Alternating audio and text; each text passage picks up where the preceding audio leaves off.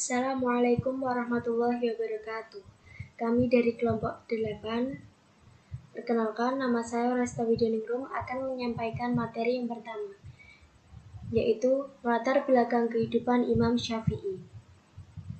Nama lengkap Imam Syafi'i adalah Muhammad bin Idris bin Al-Abbas bin Utsman bin Syafi'i bin Al-Sa'ib bin Ubaid bin Abdul Yazid bin Hashim bin Abdul Muttalib bin Abdul Manaf.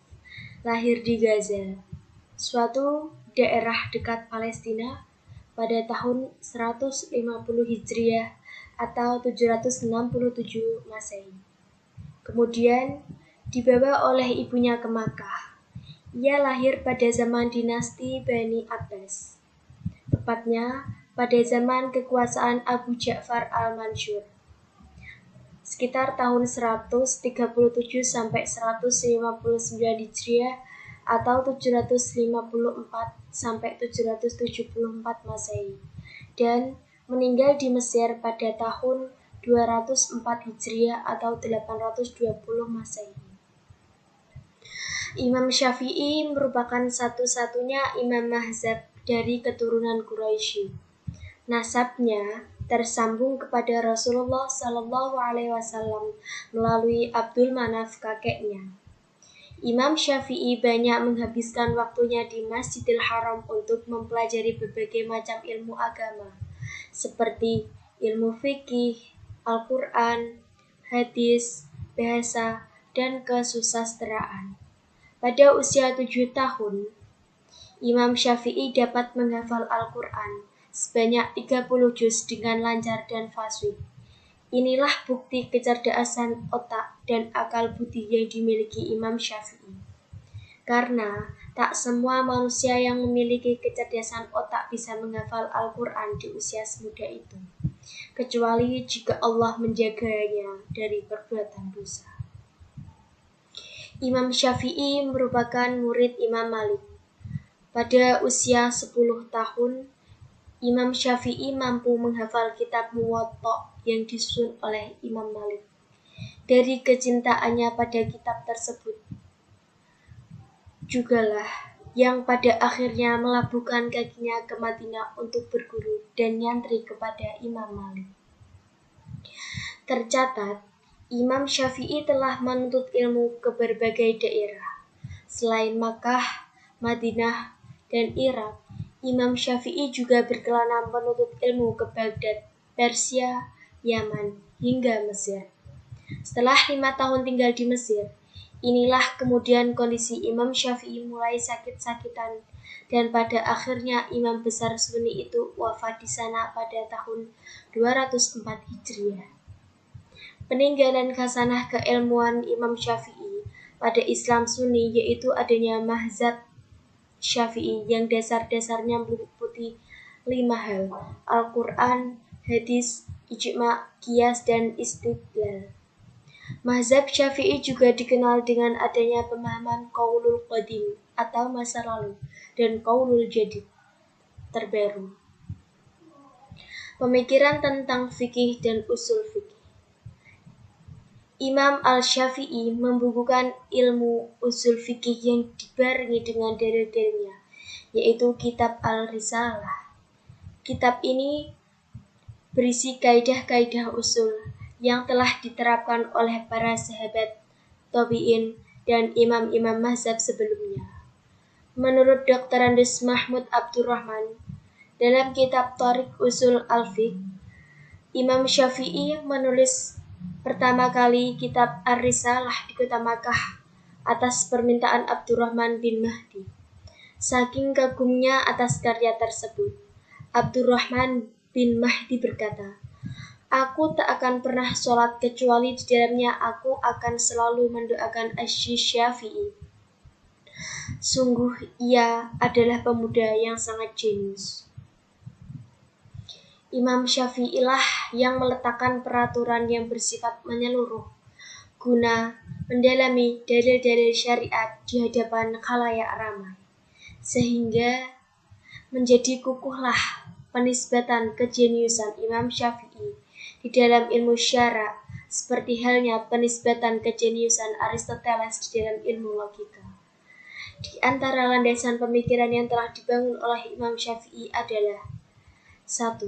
Menjelaskan dalil-dalil yang diambil dalam menentukan hukum, yaitu Al-Quran, hadis, ijma', qiyas, serta mempertajam urutannya.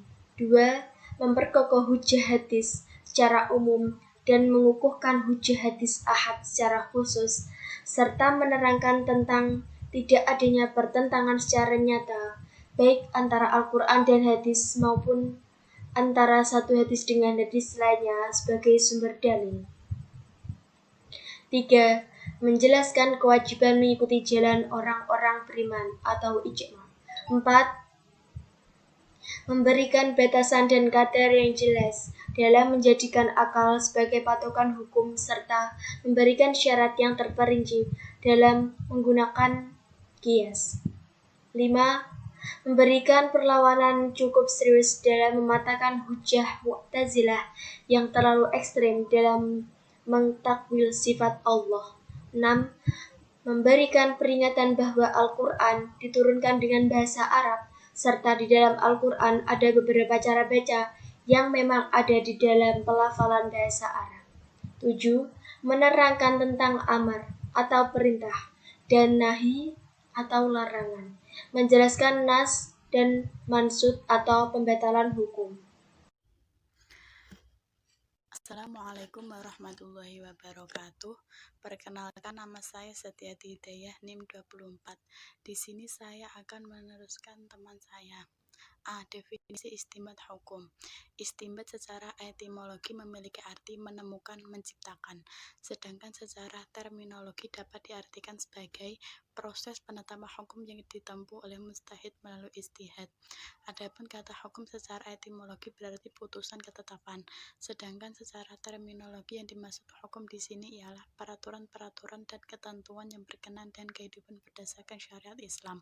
Dengan demikian, dapat kita pahami bersama bahwa yang dimaksud dengan istinbat hukum adalah suatu proses penemuan hukum yang dilakukan oleh seorang mujtahid melalui ijtihad.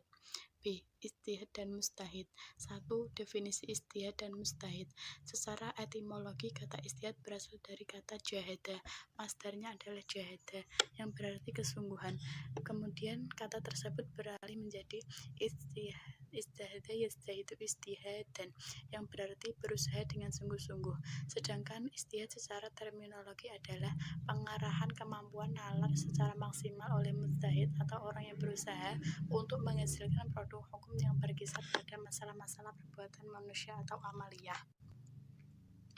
Berdasarkan beberapa definisi tersebut dapat ditarik kesimpulan bahwa yang dimaksud ijtihad adalah pengerahan kemampuan nalar secara maksimal oleh mujtahid atau orang yang berusaha untuk menghasilkan produk hukum yang berkisar pada masalah-masalah perbuatan manusia atau amaliyah, yakni bukan termasuk masalah akidah atau akhlak, dengan menggunakan metode istinbat al-hukum atau penggalian hukum yang dijadikan pijakan dalam berijtihad. Adapun objeknya adalah masalah-masalah hukum yang bersifat relatif, bukan yang bersifat absolut kebenarannya, di mana objek tersebut didapatkan melalui dalil-dalil syara' nas yang terperinci. C. Sifat-sifat mujtahid. 1. Baligh. 2. Berakal. 3. Memiliki kemampuan nalar yang tinggi untuk memahami konsep-konsep yang pelik dan abstrak. 4. Memiliki keimanan yang tinggi, dalam arti ia bukan merupakan mukallid. 5. Memahami bahasa dan ilmu-ilmu yang berkaitan dengannya. 6. Memahami Al-Quran dan hadis secara mendalam. 7. Memahami tujuan-tujuan pensyariatan hukum. 8. Memahami tentang dalil-dalil qat'i dan ijma'. 9. Memiliki sifat takwa dan kesolehan. D. Macam-macam metode istinbat hukum. 1. Metode istinbat hukum 4 madhab. A. Metode istinbat hukum yang digunakan oleh kalangan Hanafiyah. Secara umum, Abu Hanifah sangat banyak mengemukakan masalah-masalah baru. Beliau banyak menerapkan hukum-hukum yang belum terjadi. Metode istinbat hukum yang digunakan oleh kalangan Hanafiyah adalah sebagaimana berikut. 1. Al-Quran. 2. As-Sunnah atau hadis. 3. Al-Aqwal as-Sahabah. 4. Al-Qiyas. 5. Al-Istihsan. 6. Al-Uruf. Saya Dina Aulia Husna, NIM 30 akan menjelaskan tentang B. Metode istinbat hukum yang digunakan oleh kalangan Malikiyah. Sumber hukum yang dijadikan dasar di dalam menetapkan setiap persoalan hukum yang digunakan oleh kalangan ulama Malikiyah adalah sebagai berikut. 1. Al-Quran. 2. Al-Hadis As-Sahihah. 3. Ijtima ulama Madinah. Dalam hal ini, terkadang Imam Malik menolak hadis yang bertentangan dengan amalan ulama Madinah pada masa itu. Maksudnya, hadis yang tidak diamalkan kandungannya. Keempat, qiyas. Kelima, maslahah mursalah. C. Metode istinbat hukum yang digunakan oleh kalangan Syafi'iyah. Adapun sumber hukum yang menjadi dasar Asy-Syafi'i di dalam menetapkan setiap persoalan hukum adalah sebagai berikut. 1. Al-Quran. 2. As-Sunnah. 3. Ijtima. Dalam hal ini, Imam Syafi'i lebih mendahulukan hadis ahad daripada ijma', kecuali terdapat keterangan yang menjelaskan bahwa ijma' itu tersendikan nasuh dan diriwayatkan oleh orang banyak, sehingga sampai kepada Rasulullah. Yang keempat, yaitu qiyas. Yang kelima, istilbah atau istishab. D. Metode istinbat hukum yang digunakan oleh kalangan Hanabilah. Sedangkan sumber hukum yang menjadi dasar Imam Ahmad dan para pengikutnya atau Imam Hanaf di dalam menetapkan setiap persoalan hukum adalah sebagai berikut. 1. Al-Quran. 2. Al-Hadis. 3. Fatwa sahabi. 4. Pendapat sebagian sahabat. Dalam hal ini, Imam Ahmad menggunakan metode tarjih di dalam mengambil pendapat di antara para sahabat. Yang kelima, hadis mursal dan hadis dhaif yang tidak bertentangan dengan athar dan pendapat sahabat. 2. Metode istinbat hukum para tokoh. A. Metode istinbat hukum yang digunakan oleh Bin Baz. Bin Baz merupakan salah seorang ulama yang pemikirannya terpengaruh oleh Ibnu Taimiyah dan Muhammad bin Abdul Wahhab. Dalam hal pemahaman keislaman, mereka pada umumnya berpandangan bahwa Islam telah sempurna dan komplit pada zaman Nabi Muhammad SAW dan 2 generasi setelahnya.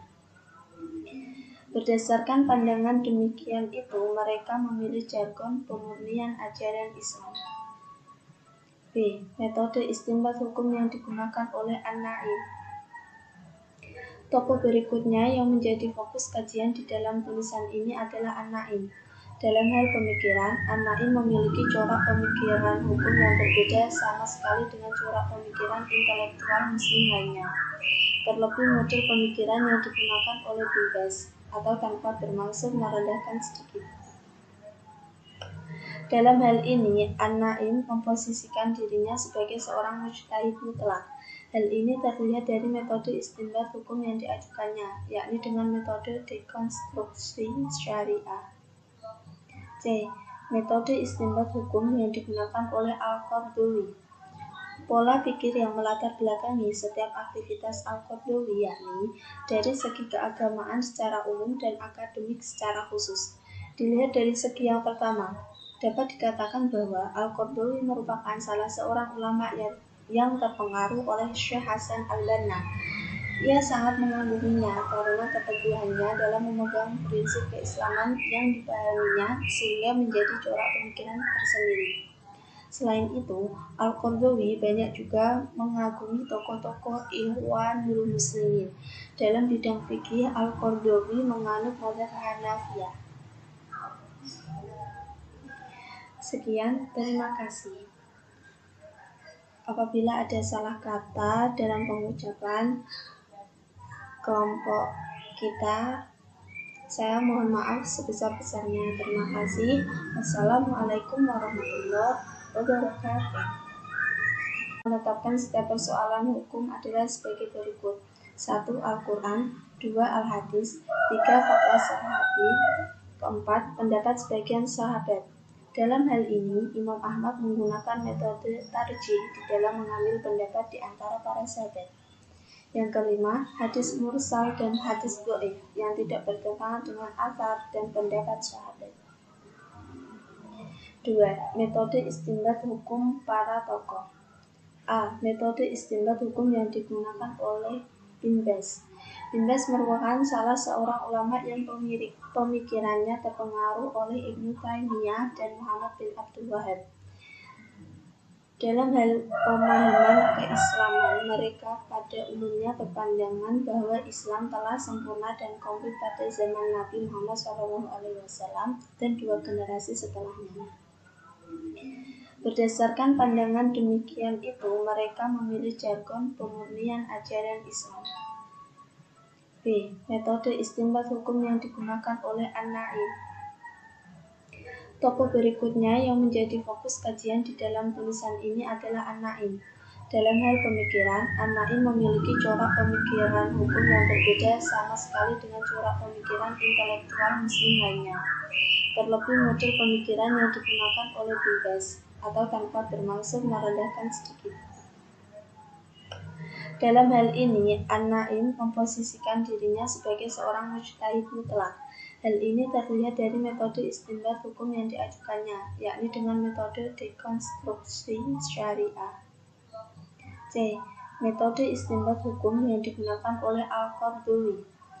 Pola pikir yang melatar belakangi setiap aktivitas Al-Qardawi yakni dari segi keagamaan secara umum dan akademik secara khusus.